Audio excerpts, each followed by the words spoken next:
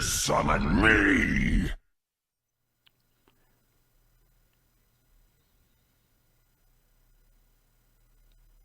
Sok szeretettel köszöntök mindenkit ismét. Most át fogjuk nézni a Hydrát. Az új videót, amit a Hydráról csináltak. Szóval, lássunk is neki. Hey everyone, we've got a different kind of update preview for you today.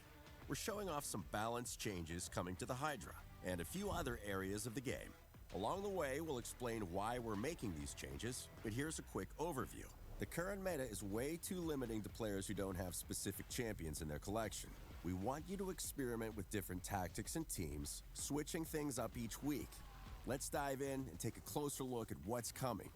First up, we're setting the turn limit at 1000 turns. Ezért turn. Hát ezt magyaráztam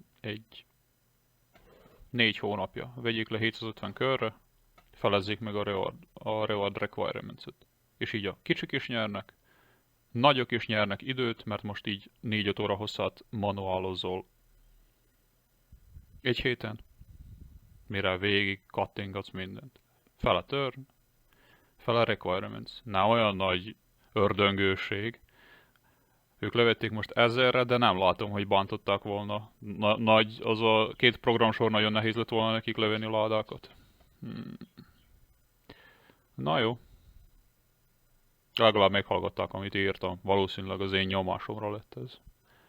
Easily take over an hour. So we're aiming to cut down the time by at least half an hour. You'll now need to build teams that do damage faster, rather than teams built for a war of it. Ez igazából a középréteget érinti legjobban, tehát aki eddig nem bírt elérni a damage-et, az egy kicsit most jobban szívja, de viszont abból kevés van. Tehát ők mindig arra, mi hozza a legtöbb pénzt? Így kell gondolkodni. Tehát business szempontjából. Ők mindig arra lőnek, ami a legtöbb. Tehát a legtöbb olyan player van, aki azt a 36,6-ot ki tudja tolni Nightmare-en. Ő most is ki fogja nyomni. Tehát nekik segítettek valójában a középrétegnek, a nagy balnáknak úgyis mindegy 2 kattintásra meg vannak, autón lemegy. Itt van, SMS minden. Jó. Nekik úgyis lemegy, középrétegnek viszont ez nagyon nagy segítség azért, mert nem szopsz 4-5 óra hosszat kattingatással, hanem 2, mondjuk rá max. 2 alatt letolod mind a 3 kulcsot.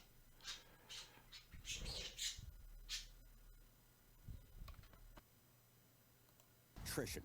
With a few adjustments, you'll have no problem reaching the damage numbers needed to get your usual rewards. Moving on, we're changing how the Serpent's Will buff works. Most importantly, and brace yourselves folks, it now reduces damage by 100% for a newly grown Hydra head. Yep, you read that right. Complete damage reduction. You won't be able to nuke a newly grown head straight out of the gate anymore. Hold on though, there's good news too. If 2 heads... Szasszozik damage reduction. Tehát remélem hozzáigazítják az AI-t, hogy azt ne üsse. Viszont ez egy jó trunda. Az első layer a trunda nerfnek, tehát az első réteg. Regrow at the same time. Only one of them will get the Serpent's Will buff. Champions have gotten stronger since the Hydra initially reared its heads. Viszont ha 2 jön ki, csak egyik kapja meg. Ez igazából a Hex valószínűleg nem üti át, azt sem. Tehát hiába pakolod rá. De jó, nem baj. Igazából kis erősítés a Hydrának. What with Awakening, Empowerment, and mythical champions joining the fray. We were seeing Hydra heads nuked as soon as they rejoined the battle, even with the 75% damage reduction. So, to make the fight even, and bring back some of the challenge that's been lost due to the game's evolution, the Hydra is getting a little stronger too. We're also making changes to digestion and devouring. You know how late on in the battle your champions start getting digested on a 2-turn countdown? Well, for every subsequent time they get digested after that first 2-turn countdown, the damage you'll need to do to free your champion increases. Like with Serpent's Will... Hát most. Írjátok meg kommentben, hogy szerintetek. Itt most azt mondta, hogy a az első 2 körös digest után kezd el növekedni a shieldje. Tehát több damage kell, hogy kiszabadítsuk. Viszont 2-ről kezd, vagy 5-ről, ahogy eddig. Tehát ez nem derül ki a videóból. Digestion and devouring lost much of its intended challenge over time as more powerful champions and features were introduced. It was always meant to be one of the Hydra's key mechanics and an ever-present threat. But it became really easy to rescue allies that were being digested. So, we're bringing that fear back into digestion. Taunts won't help anymore either. The Hydra has shed its thin skin, and petty insults will no longer distract it from a delicious champion meal sat right in front of it. In short, once a champion receives the mark of the Hydra debuff, they become public enemy #1. And Taunt isn't going to do anything about it. Taunt is a cool mechanic, but new champion combinations... Taunt most csak azt adja, hogy egyel több buffod van, tehát hogyha Mischief fejre, Resistance-re pakolod, akkor ennyit ér. Több buffod van, őt fogja targetolni, semmi más nem ad. Ha én jól értelmezem. ...emerged that could totally negate the mark of the Hydra. Less cool. It's not all bad news, though. Your team's AI will now prioritize attacking the head that is digesting when you're running in auto battle mode. Ezt nem tudom miért emeli ki, mikor az már most is bent van, tehát ha beveszi a szájába, akkor automatikusan mindenki őt targetolja. Teamwork makes the dream work. Exposed necks are also getting a rework. From now on, exposed necks will have a set HP value that is double the original head's HP. Once that value reaches 0, the head will immediately regrow. With constantly regrowing Hydra heads, you'll need to think on your feet and have tactics in place for all potential scenarios. Tehát a levágott fej 2-szeres health-tel fog rendelkezni. Így van, Poppy? Így van. 2-szeres health-tel fog rendelkezni a normál fejhez képest. Na most az a kérdés, tételezzünk fel egy PvP rendszert. Ha low health-en van mondjuk például a Trundád, és van rajta egy Revive Death, attól te tudsz ütni rá 300 000-et, hiába van kevés health-je, az a kérdés, hogy itt tudod ezt csinálni. Viszont, ha levágod a fejet, leütöd a health-et, akkor automatikusan visszakapsz egy random fejet. Oh, man, Hydra battles are about to get much tougher. But the changes don't stop there. We've got a few more lined up to help keep things balanced, starting with shields.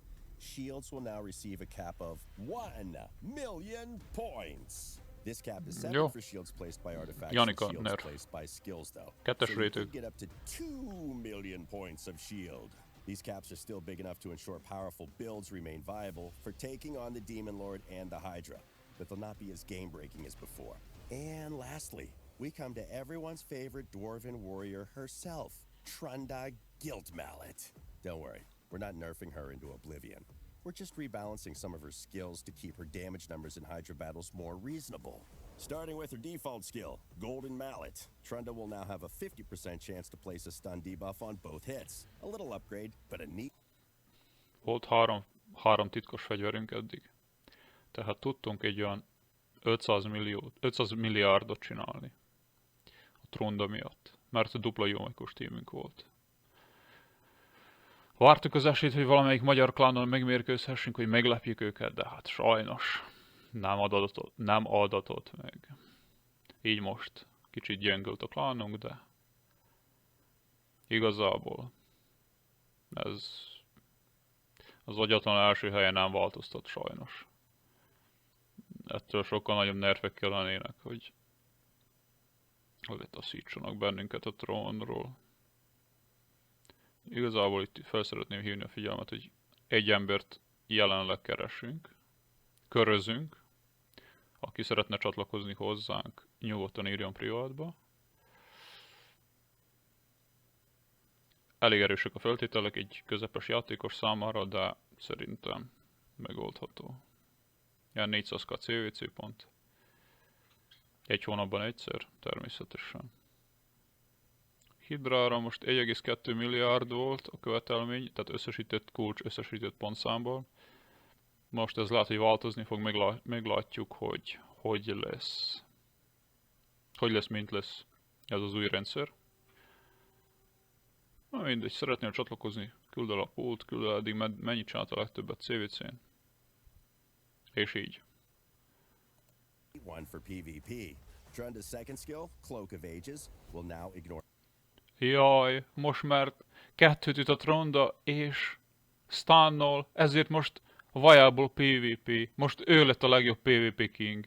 Tényleg, nagyon eddig is az ágyat néztem mindig, amikor PvP-zni akartam. For 50% of each target's defense on her second hit. However, the caveat here is that it will only ever be a normal hit. It's still big damage, but it won't be quite as astronomical as they have been before. Forge Rhythm, Trunda's third skill, now places consistent HP burn debuffs, and both hits from this skill deal 50% more damage to enemies under a stone skin shield. Another neat boost to her overall kit. Mi ez a 9 millió? Nincs rajta gér, vagy mi? And finally, her passive skill now increases Trunda's attack by 5% for each stun or HP burn debuff she places on enemies.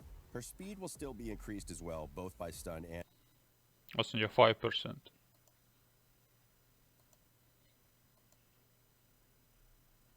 This champion's attack increases by 10%. Her speed will still be increased as well, both by Na stun jó. and HP burn Hát debuffs. félreértett. All in all, Trundle isn't going anywhere. We still expect her to be an excellent choice for Hydra battles and the arena. We tested a ton of early, mid, and late game champion... Plusz 4-es Trunda, 6-os crushing rendel, 600 millió. És az is hardra. Oh my god.